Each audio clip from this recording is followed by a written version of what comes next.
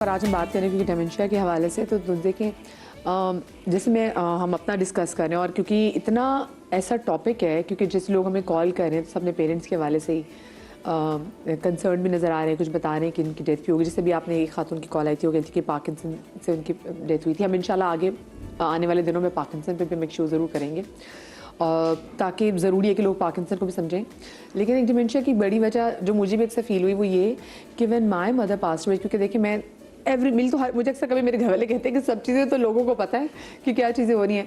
तो जब मेरी अम्मी की जब डेथ हुई थी ना तो उसके बाद मैं चीज़ें भूल जाती थी। यकीन माने मैं शो करती थी ना ये आपके सामने, तो मेरे सामने गेस्ट कोई बात कर रहा होता था ना तो मैं भूल जाती थी कि मैं यहाँ क्यों हूँ और मैं मौजूद होती थी। मैं पहले भी एक जगह से जिक्र कर चुकी हूँ कि जैसे मैं मेरी अम्मी के फ्यूनरल है और मैं अपनी अम्मी के सरहाने बैठी हुई हूँ, मुझे मेरी अम्मी का वो चेहरा एकदम से नज़र आता था, फिर ऐसा लगता था कोई चीज़ वापस ले आई है।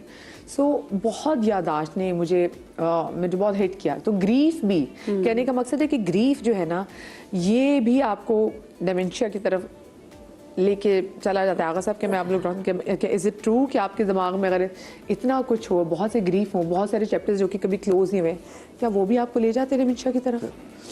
जी अल्टीमेट जैसे मैंने पहले जिक्र किया था कि कंप्यूटर की जो मैंने आपको मिसाल दी जी जी कि मल्टीपल फाइल्स खोली होती हैं, कंप्यूटर हैंग जाता है, तो हमारी ब्रेन की जो प्रोसेसिंग है वो उसका एक ख़ास जिसमें हमारे ब्रेन में न्यूरो ट्रांसमीटर होते हैं, हैप्पी हार्मोन है, आपके ऑक्सीटोसिन है, आपके एंटीसाइकोटिक के जो कुछ हार्मोन्स हैं, तो ये सारे के सारे एक ब्रेन के अंदर एक बैलेंस होता है। डोपामिन है, सेरोटोनिन है, नॉरएपिनेफ्रिन है, तो इनका बैलेंस इनकी ऑप्टिमम क्वांटिटी में होना ज़रूरी होता है। और एग्जैक्टली जब इनकी कमी बेशी होती है तो ये जो हमारे फार्माकोलॉजिकल जो ट्रीटमेंट होती है वो हम ड्रग्स के ज़रिए उनको हम बैलेंस करते हैं, और जब हम बैलेंस करते हैं तो आपके अंदर चीज़ें जो है ना बेहतर हो जाती हैं। कोई भी इमोशन अगर आपको जगड़ के रख रहा है, आपको जाने नहीं दे रहा, तो आपको मौजूदा लम्हे में रहने ही नहीं देगा। जैसे आगा साहब ने शुरू में बात की थी तवज्जो। एक्चुअली बहुत सारी चीज़ें इसी में, जैसे हम डिमेंशिया में भी तवज्जो की एक्सरसाइजेस करा रहे होते हैं ना, बार बार तवज्जो वापस लेके आ रहे होते हैं उन छोटे छोटे कामों में। बहरहाल बिट्रेल और ग्रीफ तो दो ऐसे किस्म के जज्बात हैं जो पूरी उम्र आपका साथ नहीं छोड़ते। डिप्रेशन हो गया, एनजाइटी हो गया, नफसियाती बीमारियाँ हो गई, आपके अपने ब्लड प्रेशर, बहुत सारी चीज़ें जो है ना वो आपको लेके जा रही होती हैं यादाश्त ख़राब होने की तरफ। तो वही वाली बात है कि आपको सोचना चाहिए कि क्या मैं बहुत ज़्यादा मौजूदा लम्हे में जो हूँ वो गैर हाजिर हूँ। तो उसमें फिर आपको जैसे एक शो में हमारी बात भी हुई थी, माइंडफुलनेस पे बात हुई थी कि आपको ऐसा लगे कि आपका दिमाग पास्ट में चला गया है या फ्यूचर में और वहीं पे अटक गया है, तो दैट्स कॉल के टेंशन चली गई है। फिर अपने आप को मुख्तलिफ खवासे हमसा के थ्रू आप वापस लेके आ सकते हैं, टच कर सकते हैं, अपने फेस को हाथ लगा सकते हैं, इसको हाथ लगा सकते हैं, आवाज़ों पे ध्यान दे सकते हैं। जैसे वो कहते हैं ना मजाक मजाक, अच्छा मुझे यकीन ना मैं चुटकी काटो चुटकी काटो, देखे ना अब साथ में देखें हम साथ में एक तरह से तकलीफ में भी हैं क्योंकि ये टॉपिक वाकई ऐसा है कि आपके बहुत सारे जो हम बात करें हमारे अपने ट्रॉमास ट्रिगर हो सकते हैं। अच्छा मेरे अपने अबू डिमेंशिया जी तो मैं उनको बहुत तकलीफ दे है उनको इस कंडीशन में कि जब वो पहचानते भी नहीं, नाम भी नहीं पहचानते, अपनी शक्ल नहीं पहचानते, कितना तकलीफ and he such a senior officer. और उनको मैंने एक एजाज़ हुआ कि उनको मैंने दिखाया कि देखें आपके एजाज़ में तस्वीर लगी हुई है, तो उन्होंने कहा ये कौन है, तो लिटरली मेरे आंखों से ऐसे आंसू आए। मैंने कहा कि इनको अपनी ज़िंदगी की कोई कारनामा याद नहीं, इनको माँ का नाम याद नहीं, उनको तो खैर कुछ भी नहीं याद हो रहा, इतना टोटली बेड रिडन। तो बस बहुत सारी चीज़ें हो सकती हैं, लेकिन मैं सिर्फ ये कहती हूँ कि जो अल्लाह ने आपको आज का टाइम दिया है ना उसको भरपूर तवज्जो और शुक्रगुजारी के साथ गुजारें। So the best pleasant emotion is the gratitude. मैं चाहूँगी आगा साहब आप ज़रा किचन काउंटर की तरफ चल जाएं और एक कॉलर भी मैं जल्दी से उनको भी ले लेती हूँ। रुबीना जी हमारे साथ मौजूद हैं। अस्सलाम वालेकुम। वालेकुम सलाम मदिया, डॉक्टर साहब, आगा साहब, आपको हमारी तरफ से बहुत बहुत सलाम। वालेकुम अस्सलाम जी, कैसे हैं आप लोग? बहुत देर से आगा साहब आए हैं, हम उनके बहुत ज्यादा फैन हैं। हम भी बहुत ज़्यादा फ़ैन है। वही कह रही हूँ ना, आगा साहब को बहुत मुश्किल से फिर हमारा भाई गालिब आता है तो फिर हम गालिब को देख के खुश हो जाते हैं क्योंकि वो कहते हैं ये गालिब आगा साहब की एक्सटेंशन है लेकिन आगा साहब तो आगा साहब है। जी जी बिल्कुल, आगा साहब की जगह कोई नहीं ले सकता। जी जी बिल्कुल। हाँ जी। और ना मैं अपनी अम्मी के बारे में पूछना चाहती हूँ। जी जी। माशाल्लाह से मेरी अम्मी हेड मिस्ट्रेस रिटायर्ड हुई थी, माशाल्लाह 10-12 साल हो गए। बस वो ना एक जगह पे मेरे फिर 2 साल बाद ना मेरे अब्बू की डेथ हो गई है। अब 2 साल पहले एक सही थी।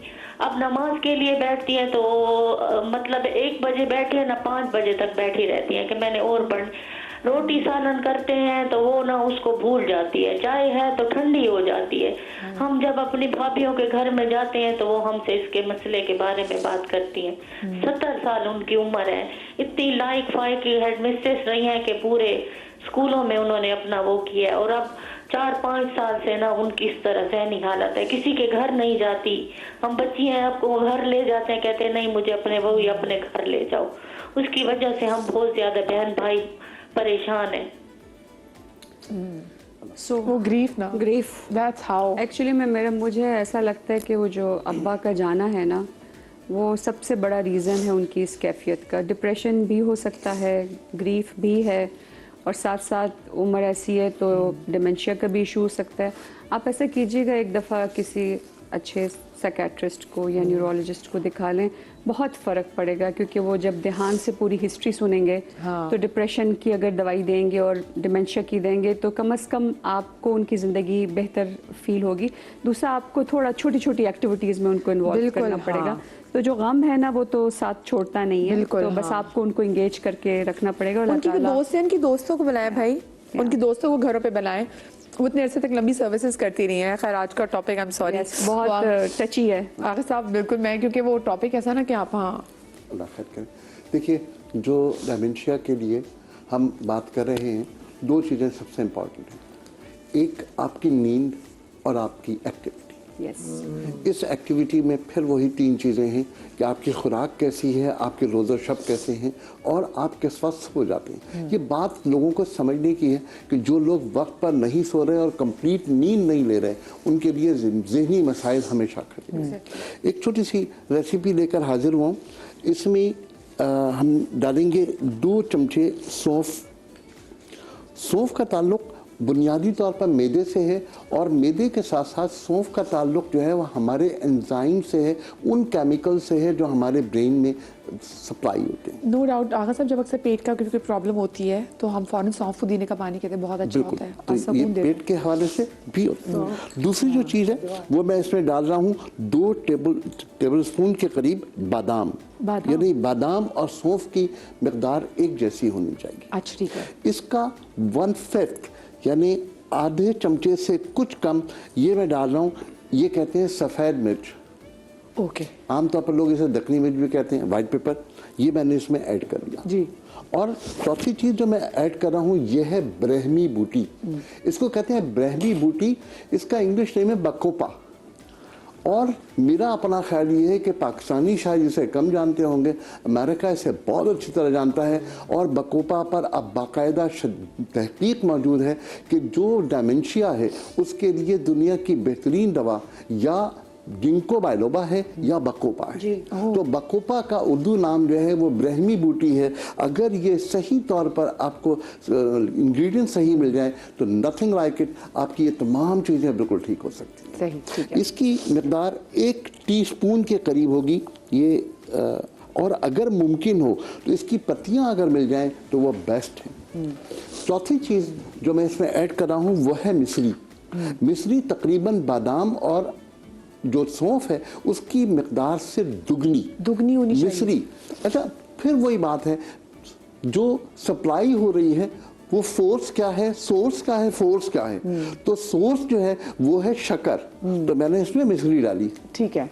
और फोर्स क्या है, जो हमारे केमिकल्स हैं, जो हमारा B2 है, रिबोफ्लाविन है, वो असल में सबसे बड़ी फोर्स है जो इस सोर्स को वहाँ तक अप्लाई करती है। तो डॉक्टर साहब जिस तरह बात कर रहे थे कि हमें दवाओं के इंतखाब में तमाम चीज़ें बेहतर करनी चाहिए, लेकिन B कॉम्प्लेक्स या B2 एक ऐसी दवा है जो डिमेंशिया को किसी हद तक कंट्रोल कर सकती है।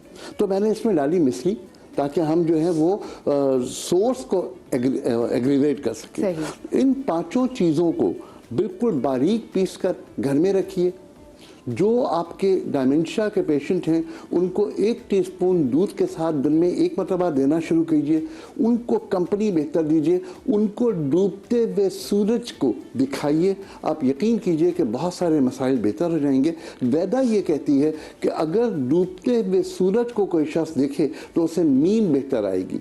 और हम पूरी डिस्कशन में कहीं ये बात बार बार कहते रहे हैं कि डायमेंशिया में नींद पूरी होना इंतहाई ज़रूरी है। अगर आपका ब्रेन अपने टाइम पर सोकर अपने मेलाटोनिन को कम्प्लीटली यूज़ करके सुबह के वक्त वापस आएगा तो ये बेहतरीन अमल होगा। और अगर निकलते हुए सूरज की रोशनी दिखाएंगे तो खुदा के जानिए, अल्लाह पे यकीन कीजिए कि सूरज की रोशनी आके ये नहीं पूछेगी तुम्हारी उम्र कितनी है, वो आपके लिवर के एंजाइम्स को बेहतर करेगी, वो आपके विटामिन सी को बेहतर करेगी, वो आपके विटामिन D3 को कंप्लीट करेगी। और विटामिन D3 के बारे में एक छोटा सा जुमला और अर्ज करूँगा कि हमारे यहाँ आम तौर पर ये कहा जाता है कि विटामिन D3 30 कम से कम होना चाहिए।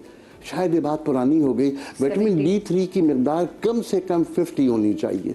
50 5 भी नहीं होगी आगा साहब, मैं तो ये सोच रही हूँ। आप सही कह रहे हैं, अप टू 70 होनी चाहिए। Yes. That's latest. और अब जो जिस तरह हम अगर फर्स्ट करें, हम डायमेंशिया की बात करते हैं, हम क्रैम्प्स की बात करते हैं, हम शुगर की बात करते हैं, हम हमारे ट्रांसमिशन की बात करते हैं कि हमारे आसाबी निज़ाम कैसे हो, हम अगर डायबिटिक न्यूरोपैथी की बात करते हैं, तो हर सूरत में जिस दवा को मैं कॉमनली अगर कहूँगा तो विटामिन D3 है। खुदा के लिए अपना vitamin D3 not less than 50 पे लेकर आइए, आपको बहुत सारे मसाइल से निजात मिलेगी। देखिए ना, अभी विटामिन D की और D3 की कमी है, जिसकी वजह से हम देख रहे हैं डिप्रेशन बहुत जो अगर मैं अब अभी जैसे हम यूके में, मैं क्यों मिसाल देती हूँ क्योंकि वहाँ ऐसे केसेस, तो अब हमारे लोगों ने डिप्रेशन की बात करना शुरू की, जैसे हमने पोस्ट पार्टम डिप्रेशन के वाले से बात करना शुरू की, बेबी ब्लूज के, तो बाहर तो ये चीज़ें बहुत सी हो रही।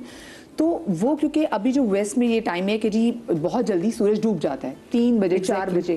तो मेरी जैसे अपनी बहुत से वहाँ पे दोस्त अगर वगैरह में रहते हैं, यूके में रहते हैं, तो मुझे बताते हैं कि भाई बहुत उनको सूरज नहीं नज़र आता। जब वो सुबह दफ्तर जाते हैं सूरज गरूब होता है, जब वो वापस आते हैं सूरज डूब चुका होता है और उनको सूरज नज़र आता है। तो कहते हैं इतना डिप्रेशन के लिए फेज होता है यूके में रहने वाले लोगों के लिए, विच मीन्स कि विटामिन D की कमी लीड्स टू डिप्रेशन की तरह होता है, डिप्रेशन की तरह होता है। और जब आप ठीक करेंगे तो ठीक हो जाएगा, विटामिन D आप रिप्लेस करेंगे तो ठीक हो जाएगा। अब इसकी एक और शक्ल भी हो सकती है कि विटामिन D3 अगर कम होगा तो आपकी पिंडलियों में क्रैम्प्स होंगे, रात को नींद पूरी तरह नहीं हो पाएगी पुरसुकून। वो जो हम मेलाटोनिन की बात कर रहे हैं वो कम्प्लीटली यूज नहीं होगा, आप सुबह थके हुए उठेंगे और फिर दौड़ना होगा आपको जिंदगी। जी, मैं एक चीज़ यहाँ पे ऐड करना चाहूँगा। अभी हमने नींद की बहुत ज़्यादा बात की। नींद होनी चाहिए लेकिन नेचुरल होनी चाहिए। अगर आप उनको बेंजोडाज़ेपिन, स्लीपिंग पिल्स जैसे ज़ैनेक है, एल्प्राजोलाम है, लोराज़ेपाम है, लेक्सोटिनिल है, तो these drugs they are very harmful for the Alzheimer and dementia. Lexotanil तो जहर है। जी हाँ, बिल्कुल। तो कभी भी किसी पेशेंट को अगर हमने आज हम टीवी पे ये चूँकि मैसेज दे रहे हैं, तो मेरा बताने का मकसद है कि ये गलत मैसेज ना चला जाए कि लोग जो है उनको स्लीपिंग पिल देना शुरू कर दें। जी। अगर डिमेंशिया के पेशेंट को आप स्लीपिंग पिल देंगे तो बिलीव मी कि उनका प्रॉब्लम एग्रीवेट हो जाता है। बिल्कुल। तो उनको नेचुरल स्लीप की तरफ जाएं। उसके लिए योगर्ट है, उनके लिए दूध है, रात को उनको सोते हुए दूध दें। सारी जो चीज़ें बताई हैं ये उनको दें और उनको रात को थोड़ा बहुत एक्सरसाइज करवाएं और उनको मील जो है उनका सोने से कम 3 घंटे पहले खा लें वो। और उसके बाद उनका सबसे बड़ी बात वाटर इंटेक बढ़ाएं। वाटर इंटेक होना चाहिए, कोका कोला इंटेक नहीं होना चाहिए। यानी कि प्लेन, जी हाँ, प्लेन वाटर होना चाहिए और सन एक्सपोजर होना चाहिए। और उसके बाद सलाद का इस्तेमाल उनको करवाएं ताकि उनकी एपेटाइट बेहतर होगी, उनका स्टमक भरा होगा तो उनको नेचुरल तरीके से नींद आएगी। तो ये बहुत इंपॉर्टेंट है कि स्लीपिंग पिल्स को बिल्कुल अवॉइड करें। और अगर किसी डॉक्टर ने अगर लिख भी दी आपको तो कोशिश ये करें कि जितने अरसे के लिए लिख के दी उतने अरसे के लिए लें और उसको फिर ग्रेजुअली उसको बंद करें, एकदम उसको स्टॉप ना करें। अगर किसी ने हाफ टैबलेट दी है तो उसको क्वार्टर पे लेकर आए फिर उसको बंद करें। बस डॉक्टर के मशवरे के मुताबिक इस्तेमाल करें। स्लीपिंग पिल्स तो कभी भी डॉक्टर के मशवरों के अलावा नहीं करना चाहिए। अम्मा की मशवरा लेक्सोटिनिल खा लो, ये खा लो, हम देते ही 2 हफ्तों के लिए हैं। नहीं लोग तो जी आगा साहब हम इसको कंप्लीट करना चाहेंगे। आगा साहब मैं पूछना चाह रही हूँ कि शुगर का पेशेंट ये मिश्री खा सकते हैं? जी, उसमें मिश्री की मिकदार कम कर दें उनके लिए, दैट्स ऑल। और कोई नंबरा शुगर, लेकिन शुगर थोड़ी सी चाहिए। जिस तरह मैंने BBS की खाना खाने के बाद एक चॉकलेट जितनी शुगर, बार जितनी, हाँ, यानी बार कोई हो, गुड़ हो, कोई मीठी चीज हो, चाहे खजूर हो, वो खाना खाने के बाद जरूर खाइए। इसका एक और मैकेनिज्म भी है। जब हम खाना खा लेते हैं हमारे एंजाइम कंप्लीटली वो हो जाते हैं, बेहतर हो जाते हैं। जब हम मीठा खाते हैं तो ये मैसेज जाता है इंसुलिन बनाने के लिए। इंसुलिन हमेशा पेंक्रियास का बीटा सेल बनाता है। अल्फा सेल हमारे जो एंजाइम्स हैं, पेंक्रियाटिक एंजाइम हमारे हजम के लिए ज़रूरी है, वो बनाते हैं। तो जब अल्फा बीटा दोनों सेल्स काम करेंगे लबलबे के, तो फिर आपका हजम का निज़ाम भी बेहतर होगा, आपका इंसुलिन का रिएक्शन भी बेहतर होगा, इंसुलिन की प्रोडक्शन बेहतर होगी, आप डायबिटीज़ से बचे रहेंगे। लेकिन खुदा के लिए खाना खाने के बाद बस एक चॉकलेट जितनी प्लेट भर के नहीं। सही। मुझे एक और बात बताएं, ये जो बच्चों को अभी इस बचपन में बच्चों को ल्योर करने के लिए हम बच्चों को चॉकलेट देते हैं, बच्चों को इतना मीठा खिलाते हैं। आजकल तो ये जो सारे जो कैफ़े का सिस्टम भी है, लोग ना चाहते हुए भी जो हम जो कैफ़ीन इंटेक कर रहे हैं, पर डिफरेंट किस्म के फ्लेवर्स आगे हुए हैं, वो जो इतना मीठे का इंटेक हम कर रहे हैं, तो ये मीठा सारा आगे क्या डिमेंशिया में तब्दील होगा? OCD, simple OCD. बात यह है कि ब्रेन की एक्टिवेशन जहाँ पर कूल होनी चाहिए वहाँ आपने एग्रीवेट कर दी। और ख़ास तौर पे 1 साल से पहले बच्चों को तो नमक और शक्कर का एहसास ही नहीं होना चाहिए कि उन्हें क्या है, दुनिया में क्या चीज़ें। तेजी आना शुरू हो जाती है, बहुत तेजी। सर ये टॉपिक है बहुत वास्ट है। अगर आपकी कंपनी के यहाँ पे मुझे इजाज़त लेनी है। थैंक यू सो मच आप सबका। अल्लाह पाक आपके तमाम गमों को दूर रखे और आप सब लोगों को मेंटल पीस दे। शाद रही, आबाद रही। अल्लाह पाक आपको औलाद के गम से महफूज रखे। ज़िंदगी नहीं तो आपसे कल मुलाकात होगी। अल्लाह हाफ़िज़।